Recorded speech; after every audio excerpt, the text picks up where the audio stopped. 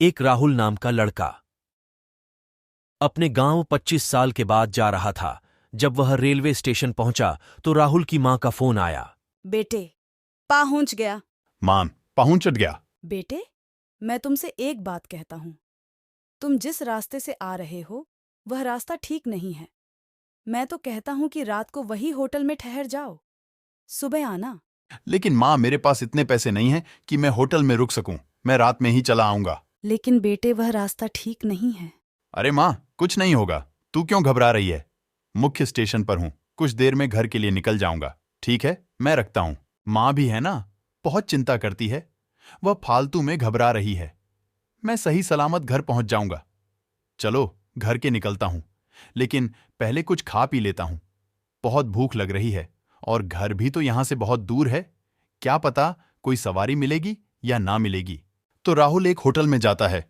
जब राहुल खाना पीना खाकर वहां से जाने लगता है, वह होटल वाला राहुल से कहता है, आपकी गाड़ी बहुत लेट है। अरे नहीं, मुझे तो यहीं आना था। अब मैं अपना गांव जाऊंगा, अपनी मां से मिलने 25 साल बाद। साहब, आपका गांव कौन सा है? गांव का नाम क्या है? अरे भैया, मेरे गांव का नाम बेला है। होटल वाला उसे गांव का नाम सुनते ही परेशान हो गया। होटल वाला कहता है, साहब, मैं इतना ही कहूंगा कि आप अभी वहां मत जाइए, कि वहां का रास्ता खतरे से खाली नहीं। लेकिन रात में मत जाइए, वह रास्ता मौत का रास्ता है। तो राहुल नाराज हो गया। होटल वाले को कहने लगा, भाई, तुम्हारा काम है खाना खिलाना, तुम अपना काम करो, किसी को सलाह मत दो। इतना कहते ही राहुल नाराज हो गया, होटल से चला गया। जब वहां जाने लगता है तो स्टेशन से कुछ ही दूर के बाद वह रास्ता एक सुनसान रास्ता बन चुका। इतनी रात हो गई है, पर यहां से बहुत दूर है। बताओ, कोई सवारी भी नहीं मिल रही है। मैं कैसे जाऊंगा? इतनी ही देर में एक ऑटो दिखती है। चलो, कुछ तो दिखाई दिया। अब हो सकता है घर जल्दी पहुंच जाऊंगा। Auto auto. हाँ साहब, बताओ कहाँ जाओगे? अरे भाई, ज्यादा दूर नहीं जाना है, बस यहीं बगल में ही है। बेला, वहीं जाना है।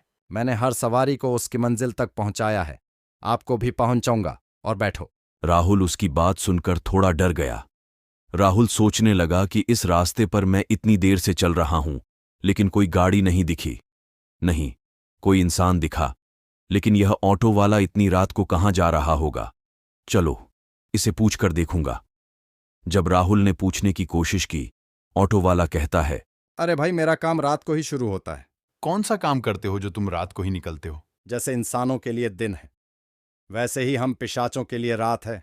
राहुल ऑटो वाले की बात सुनकर हैरान हो गया और सवाल करने लगता है, तुम कौन हो? तुम मुझे इंसान नहीं लग रहे, बताओ कौन हो? क्या साहब, इतनी जल्दी डर गए? अभी तो रास्ता बहुत लंबा है। नहीं, तुम मुझे यहीं उतार दो, मैं पैदल ही चला जाऊंगा।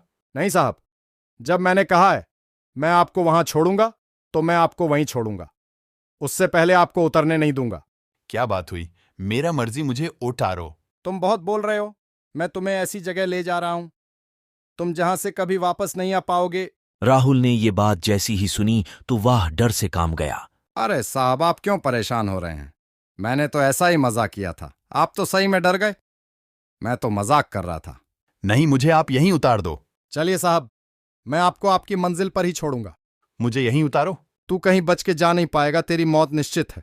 सुनते ही राहुल बेहोश हो गया। पार्ट 2 सुनने के लिए चैनल को सब्सक्राइब करें और लाइक करें। Task 500 like.